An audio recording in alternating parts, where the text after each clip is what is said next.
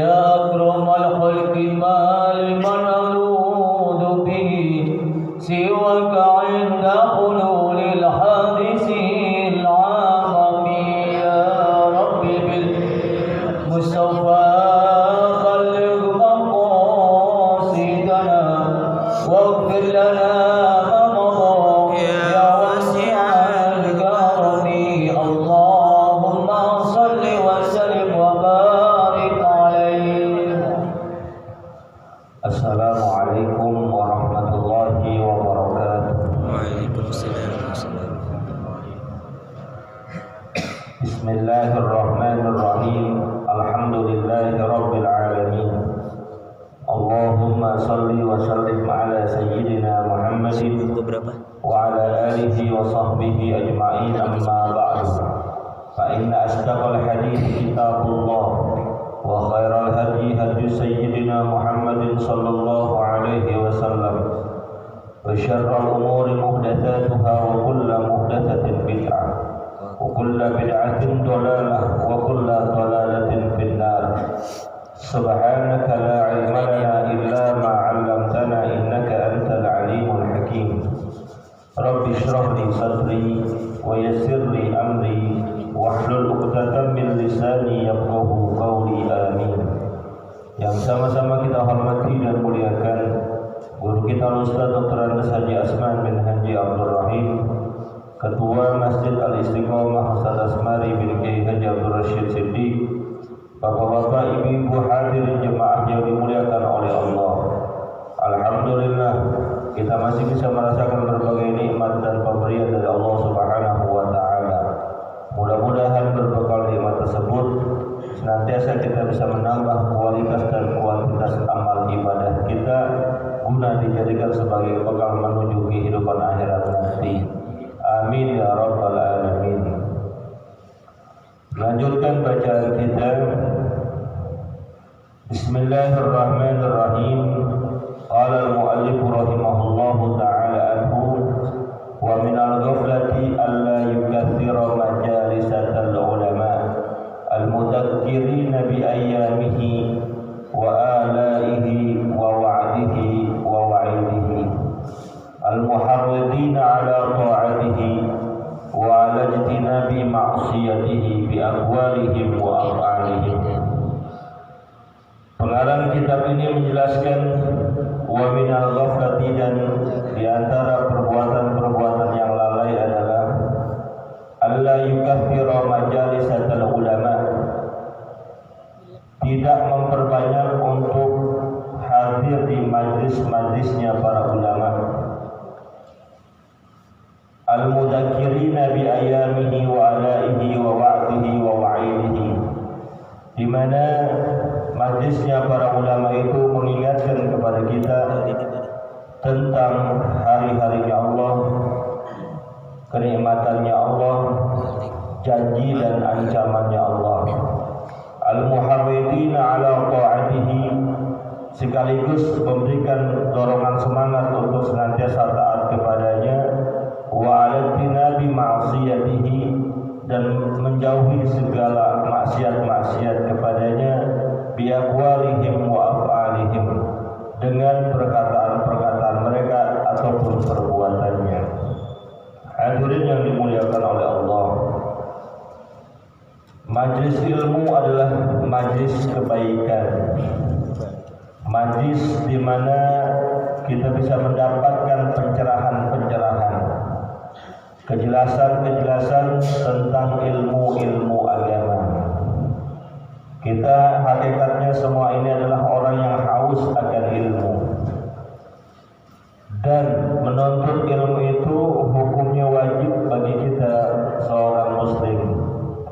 Baginda Nabi besar Muhammad sallallahu alaihi wasallam bersabda, "Talabul ilmi fardhatun 'ala kulli muslimin." Menuntut ilmu hukumnya wajib bagi setiap kaum muslimin. Sampai kapan? Sampai kita meninggal dunia. Talabul ilmi minal mahdi ilal lahdi. Menuntut ilmu dari mulai kita dilahirkan sampai masuk ke liang lahat.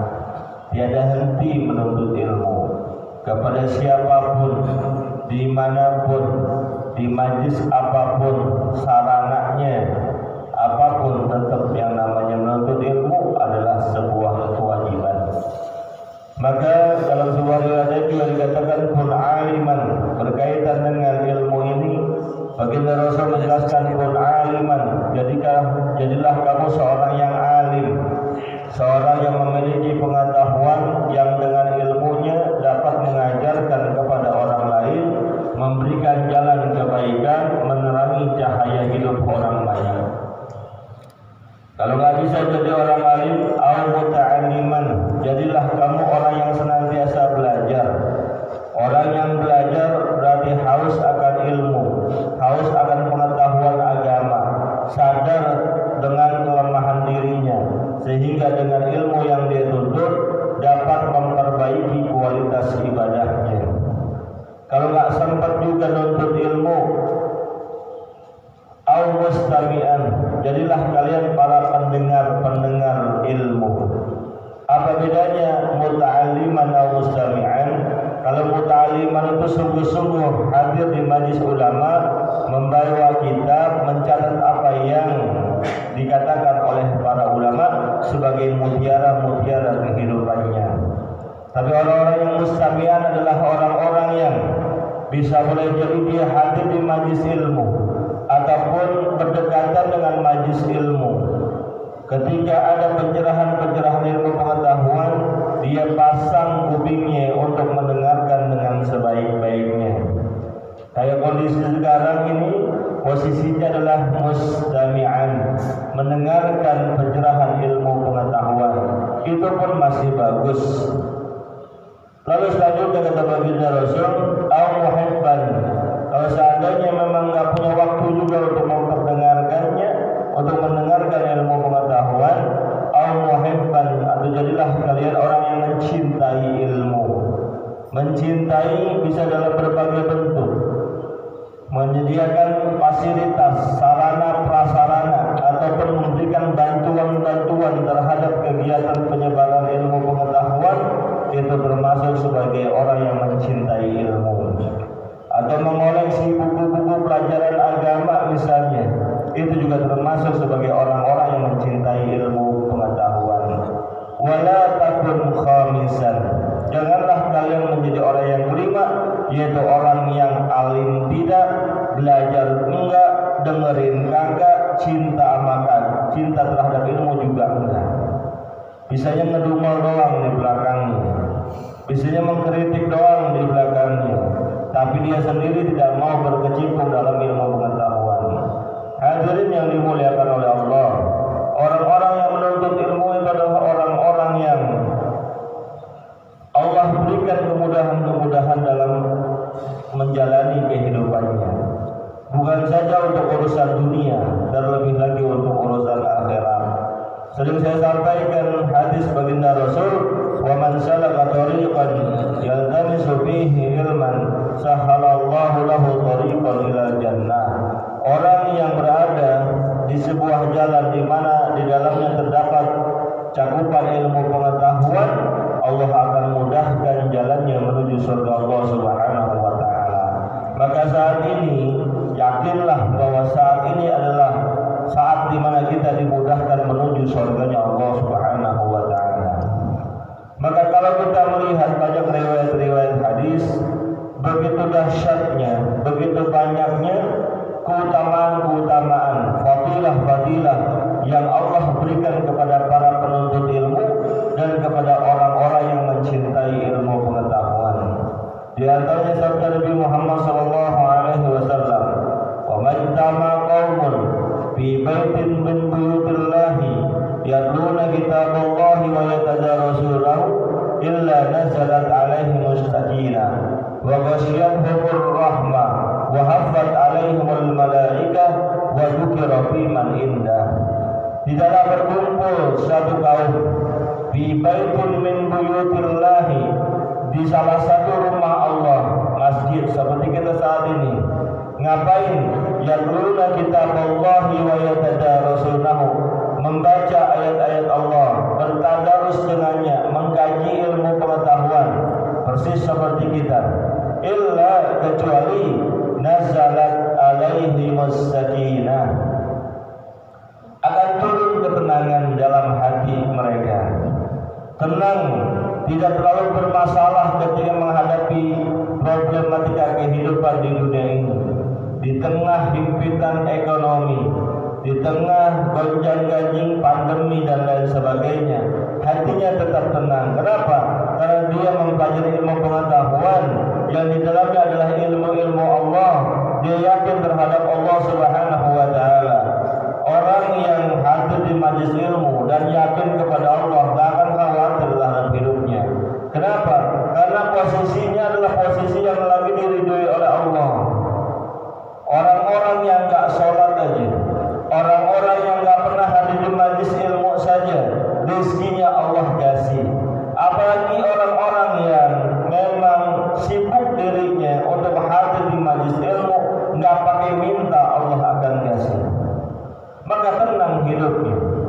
Wa ghasyiyatuhumur rahmah, akan Allah limpahi mereka dengan rahmatnya Allah Subhanahu wa taala. Rahmat itu adalah kasih sayangnya Allah. Allah enggak akan tega, Allah enggak akan menzalimi orang-orang yang mendapatkan kasih sayangnya. Allah enggak akan biarkan orang-orang yang dikasihi oleh Allah mendapatkan kesusahan hidup. Ibarat ada seorang pejabat punya fasilitas, punya sarana prasarana dan lain sebagainya, maka orang-orang yang berada di lingkaran pejabat tadi pasti akan dengan mudah mendapatkan fasilitas, sarana hidup dan lain sebagainya dibandingkan orang yang jauh daripada sang pejabat. Begitu pula dengan Allah.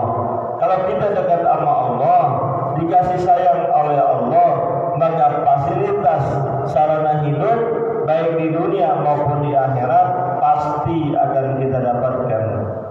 Wa haffat alaihimul malaikah, orang-orang yang hadir di majelis ilmu akan dinaungi oleh para malaikat.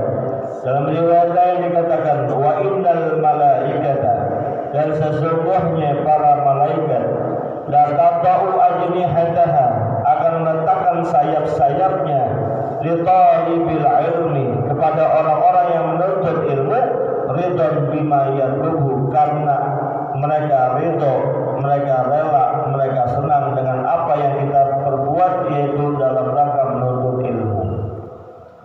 Cuma kita nggak lihat, cuma kita nggak tahu, bahkan mungkin nggak merasakan. Ini hakikatnya sekarang di atas kita.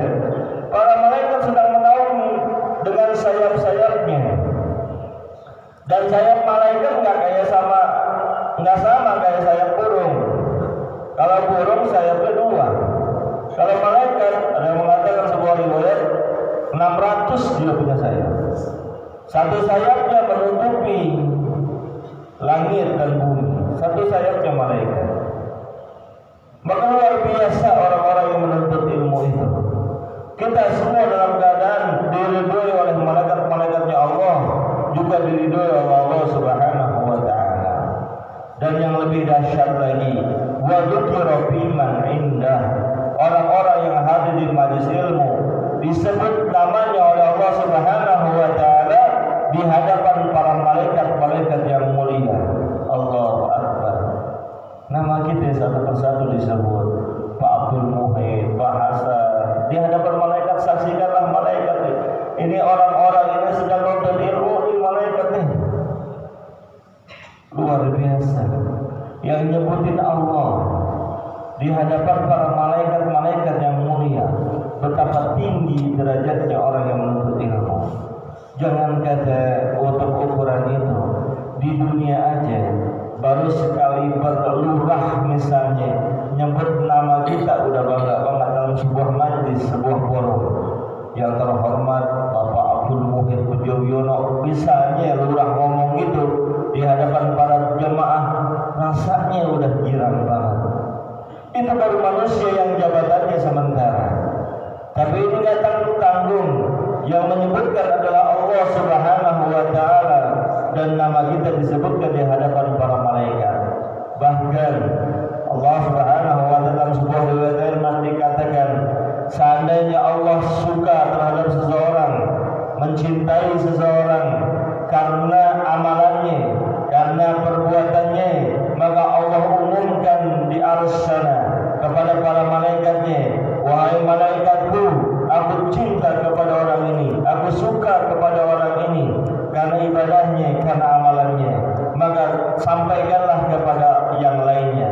Para malaikat pun begitu, dia turun ke dunia menyampaikan kepada makhluk-makhluk Allah bahwa Allah dan malaikatnya mencintai orang ini, maka cintailah juga orang ini. Orang-orang yang dicintai Allah pasti akan banyak dicintai oleh manusia sebagai bentuk ketinggian derajatnya. Maka dalam surat Al-Mujadalah Allah Subhanahu wa taala firmankan, yarfa'illahu alladziina aamanu minkum walladziina utul 'ilma darajat. Allah mengangkat derajat orang-orang yang beriman di antara kalian dan juga orang-orang yang memiliki pengetahuan. Karena beda orang yang memiliki pengetahuan, khususnya pengetahuan agama, dengan orang yang tidak paham sama sekali. Makanya Allah Subhanahu wa taala firmankan, "Qul hal yastawil ladzina ya'lamuna wal ladzina la ya'lamun." Katakanlah wahai Muhammad Rasulullah, tidaklah sama orang yang memiliki pengetahuan dengan orang yang tidak memiliki pengetahuan, khususnya dalam bidang agama. Akan beda kelihatannya dalam keseharian, akan beda kelihatannya dalam praktek ibadahnya. Orang yang beribadah dengan ilmu, ibadahnya cakep. Orang yang beribadahnya ikut-ikutan, sembarangan, nggak akan memperhatikan syarat rukunnya, nggak akan memperhatikan syarat sahnya, nggak akan memperhatikan apa-apa yang akan membatalkan ibadahnya. Ibadahnya karena ikut-ikutan, buatannya sejadi-jadinya. Coba orang yang sholat pakai ilmu, cakep, dia tahu itu rukunnya, dia tahu itu yang membatalkannya, dirinya juga beda. Orang yang sholat dengan ilmu, antara yang dengan ilmu ataupun yang tidak dengan ilmu akan beda. Bajunya, pakaiannya pun akan hati-hati karena takut pakaiannya, bajunya ada najisnya. Karena takut pakaiannya, bajunya akan terbuka aurat, maka dia akan sangat hati-hati. Kenapa? Karena ilmunya. Makanya ketika pernah ditanya Sayyidina Ali bin Abi Thalib radhiyallahu taala anhu, apa keutamaan ilmu dibandingkan dengan harta? Beliau menjawab, ilmu itu menjaga aku, sementara harta justru aku yang jaga. Kalau kita punya duit banyak, harta berlimpah, sekalipun uang kita ditaruh di bank, pikiran masih was-was, kita jagain. Rumah kita gedung, kita perlu sewain para penjaga, kita keluar uang untuk membayar penjaga tersebut. Kita yang jaga harta. Tetapi ketika kita memiliki ilmu pengetahuan, maka ilmu pengetahuan itu yang akan jaga kita. Pengetahuan yang nempel di otak, meresap ke dalam hati, akan menjaga manusianya dari perbuatan-perbuatan tercela, perbuatan-perbuatan kemaksiatan, perbuatan-perbuatan yang akan menjauhkan dia dari Allah Subhanahu wa taala. Ketika akan berbuat maksiat, ilmu akan berkata, awas, ini haram, ini enggak boleh, jauhi, jangan dekat-dekat, karena akan berbahaya. Maka ketika ada sebuah kemaksiatan, ilmu menjadi bentengan dalam kehidupan kita. Lalu kata Sayyidina Ali bin Abi Thalib radhiyallahu taala anhu, keutamaan ilmu kalau kita kasih ke orang akan menambah dalam diri kita. Sementara harta kalau kita kasih orang, wujudnya akan berkurang. Kita punya duit 100.000, kita kasih kepada orang lain 50.000, maka yang kita pegang tinggal 50.000. Karena yang 50 ilmunya sudah kita berikan kepada orang lain. Tapi ketika ilmu pengetahuan yang kita miliki mampu membaca surat Al-Fatihah, kita ajarkan kepada orang lain, maka surat Fatihah yang sudah kita hafal enggak berkurang yang tadinya 7 ayat menjadi 3 ayat. Enggak. Tapi justru yang 7 ayat itu semakin kuat, orang lain yang enggak tahu bisa menjadi tahu. Kita ajarkan lagi kepada orang lain, maka yang sudah kuat itu menjadi kuat, menjadi lebih kuat. Sementara orang yang enggak tahu akan menjadi tambah tahu. Itulah kehebatan ilmu. Maka baginda Rasul sallallahu alaihi wasallam menganjurkan kepada kita, wa idza marartum bi riyadil jannah farta'u. Apabila kalian lewat satu tempat di dalamnya ada taman surga, maka mampirlah. Qila wa ma riyadul jannah ya Rasulullah? Para sahabat bertanya, yang dimaksudkan dengan taman surga itu apa ya Rasulullah? Qala halaqatul dzikr. Yang namanya riyadul jannah, taman surganya Allah Subhanahu wa taala di dunia ini adalah kumpulan-kumpulan zikir, kumpulan-kumpulan kajian ilmu pengetahuan. Dua-duanya adalah taman surga.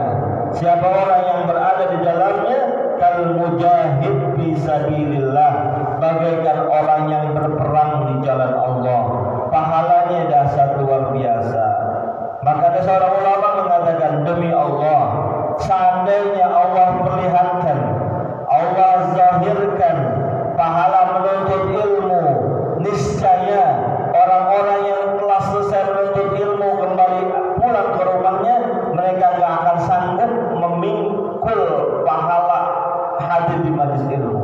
Saking beratnya, saking besarnya, saking dahsyatnya. Dua tempat ini, halaqatul dzikir dan halaqatul ilm. Halaqah tempat orang mencari ilmu pengetahuan, halaqah kumpulan orang-orang berzikir.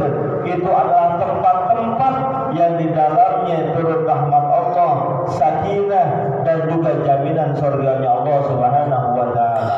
Pernah saya sampaikan, Allah Subhanahu wa taala memerintahkan kepada para malaikatnya setiap waktu untuk turun ke dunia.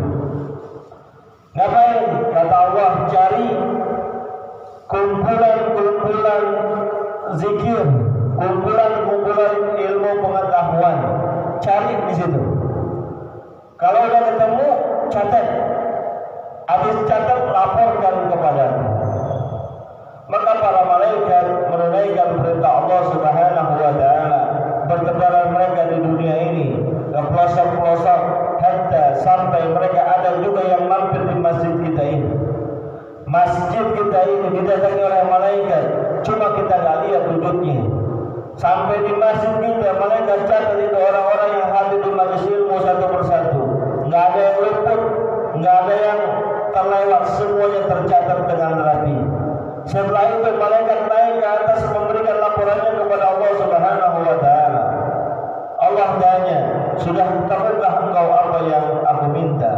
Mereka menjawab, ya Allah, saya tadi turun ke dunia, ke Indonesia, ke Jakarta, wilayah Jalan Mangga 5, Jakarta Selatan. Ini bahasa saya, bukan bahasa hadis, biar lebih gampang aja. Kurang lebih pemahamannya seperti itu. Di Jalan Manggaraya, Jakarta Selatan, ada kajian ilmu, ada halaqatul dzikir. Orang-orangnya udah dicatat apa belum? Kata malaikat, sudah ya Allah, lengkap, saya catat. Lalu Allah bertanya kepada malaikat, tahukah kamu apa yang menyebabkan mereka mau melakukan itu? Apa yang menyebabkan mereka mau hadir di halaqatul dzikir? Apa yang menyebabkan mereka mau hadir di majelis ilmu? Kata para malaikat, mereka semua hadir di situ ingin mendapatkan surgamu ya Allah. Lalu Allah bertanya, mereka ingin mendapatkan surga? Iya. Apakah mereka sudah pernah melihat surga? Kata malaikat, belum ya Allah. Mereka belum ada yang pernah melihat surga karena mereka semuanya masih hidup. Maka kata Allah, seandainya mereka pernah melihat surga, maka hadirnya mereka di majelis ilmu, hadirnya mereka di majelis zikir akan lebih dahsyat lagi. belum pernah melihat surga aja mau bercapek-capek hadir di majelis ilmu, apalagi kalau sudah lihat. Maka kata Allah Subhanahu wa taala, saksikanlah wahai para malaikatku, orang-orang yang hadir di majelis ilmu tersebut, yang di majelis zikir tersebut, semuanya sudah aku ampuni dosa dan kesalahannya. Ini hadis riwayatnya sahih. Semuanya sudah aku ampuni dosa dan kesalahannya. Yang di Bangkaraya, yang di Kemang, yang di Mampang, yang di Tegal Barang, yang di Kuningan, hatta di tempat-tempat lainnya yang hadir di majelis ilmu, kata Allah Subhanahu wa taala, hadir di majelis zikir, qad ghafartu lahum, semuanya sudah aku ampuni dosa dan kesalahannya. Kata malaikat, enak banget ya Allah kalau begitu. Kan di situ ada juga yang cuma numpang tidur, ada juga yang numpang ngadem di rumahnya, nggak ada kipas angin, nggak ada AC, masjid Istiqomah ada AC, ada semuanya itu ya Allah. Ada yang cuma numpang doang, ada yang juga yang cuma numpang nyender dan lain sebagainya. Apa jawaban Allah Subhanahu wa taala?